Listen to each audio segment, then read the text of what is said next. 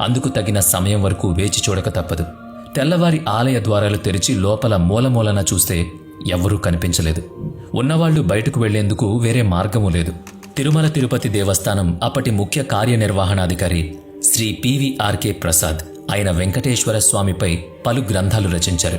When I saw Tirupati Balaji అనే పుస్తకంలో ఆయన తన అనుభవాలు గ్రంథస్థం చేశారు. ఈ సంఘటన వివరాలు అందులో లభించాయి. ఆయన ఐఏఎస్ అధికారి. శ్రీ పివి నరసింహారావు ప్రధానిగా ఉన్నప్పుడు ఆయనకు మీడియా సలహాదారునిగాను వ్యవహరించారు. ఇంతకీ ఆనాడు ఏం జరిగిందన్నది తెలుసుకుందాం. తిరుమలలో నీళ్లకు గట్టి ఎద్దడి ఏర్పడింది. భక్తుల తాకిడికి తగినట్టుగా నీటి లభ్యత లేదు. తిరుమలలోని గోగర్భం డ్యాం తదితర నీటి వనరులు అడుగంటిపోతున్నాయి. తిరుమల నీటి అవసరాలను తీర్చే గోగర్భం డ్యాంలో 1 వారం రోజులకు సరిపడా నీళ్లున్నాయి.